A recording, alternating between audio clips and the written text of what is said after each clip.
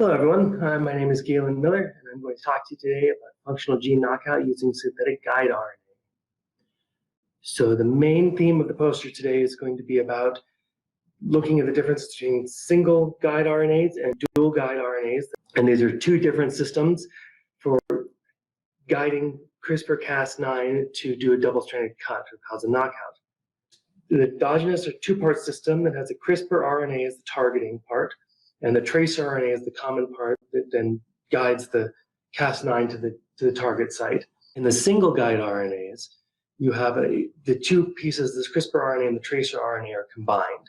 And so they make one larger RNA, longer RNA, that works as a guide as well.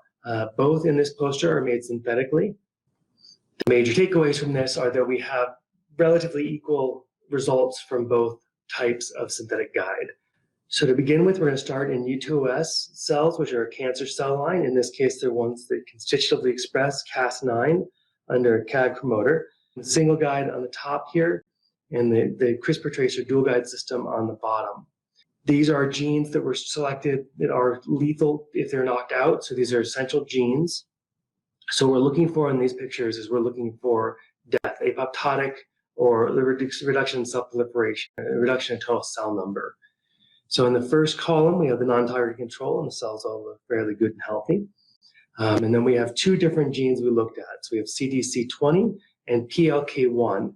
And the pictures I'm showing you here are both from pooled guides. So that's three separate guides, the three top guides that our algorithm chose, both synthetically produced in the single guide or the CRISPR tracer.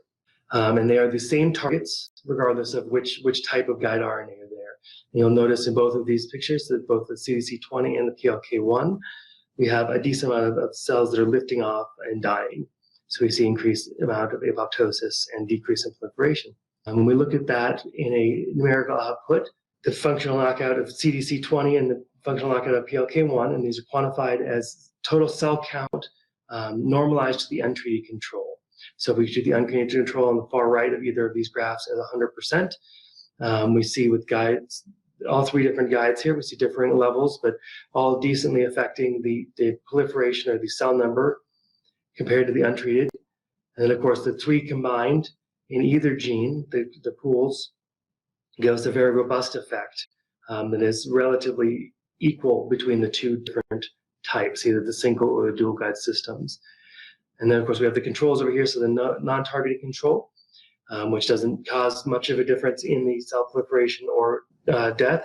And then we have a lethal control, so this is the gene that we expect to kill the cells if we knock it out. Going further with U2S cells, we looked at the TFRC gene. And this one we looked at, we could get a direct cell immunostaining. So at the top of this one, we have the non-targeting control again, and this again, we have the single guide and the CRISPR tracer dual guide system.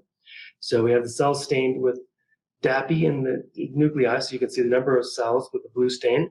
And then on top of that, we've overlaid green TFRC protein. The non-targeting controls, you see robust expression in about all the cells of the green TFRC protein.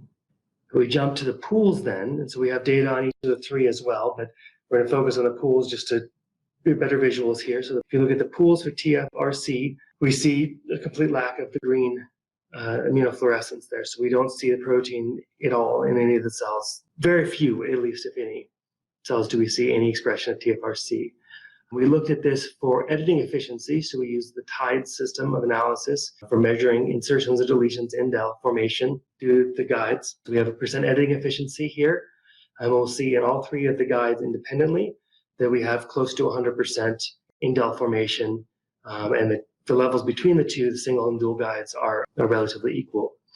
We weren't able to analyze the TFRC pooled by TIDE analysis due to the placement of the guides themselves. They're a little too far away to do in the same amplicon. Moving on to human CD4 T cells. So these are primary human immune cells, and these ones we were doing by flow cytometry. So you're depleting the cell surface proteins using either of the synthetic guide RNAs. The two genes we chose to show you here are CD3E and PTPRC. So the first thing to notice here, so the CD3E or the PTPRC is on the y-axis. So the further up in the top two quadrants, top half of the thing is if the protein is there. And on the bottom, On the x-axis is the CD4 gene. And so all of these cells should theoretically be positive for CD4. We expect that to be our positive control just to make sure the cells are viable and alive. And so those are in the right-hand side here. So if you look at the non-targeting control, you see in the upper right-hand quadrant, as you'd expect, both cell populations for non-targeting control for the PTPRC and the CD3E. If you look at either the CRISPR tracer, the dual guide population, or the single guide population, you'll see in both situations, for both genes, you'll see a drop into the lower right quadrant from the upper right quadrant. So you're seeing a decrease in fluorescence due to the gene of interest. So we are showing depletion of the cell surface protein in flow cytometry via either guide system. Quantifying that further to show the functional gene knockout, so we've got the 3 different guides. For CD3E, we're guide 1, guide 2, and guide 3. And again, you have a little bit of variation within the individual guides themselves. But if you look at the guide pool, so that's all 3 of those combined into a pool, you see about the highest levels and relatively equal between the single and dual guide systems. And as you would expect, the control down here on the right-hand side is the non-targeting control, and so that one doesn't cause a depletion in the cell surface proteins. Same goes if you look for the functional knockout of PTPRC.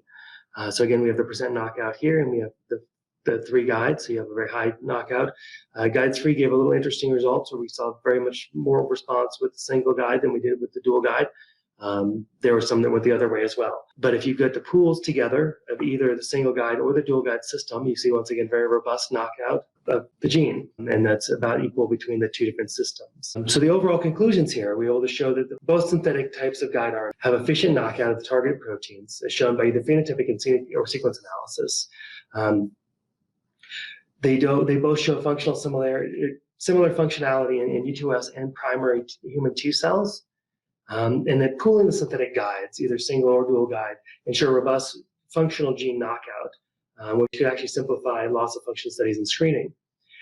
At the end of the day, which one you choose to use, either the single guide or the dual guide system, is kind of up to what you're using them for. There are instances where either one would make more sense. In the long run, neither of them seem to have much of an advantage over the other as far as knockout goes or targeting goes. It depends on what's going to work best for your applications. If you have any other questions, please don't hesitate to contact us here. Hope you enjoyed learning about the single guide versus dual guide systems for synthetic guide RNA functional gene knockout. Thank you.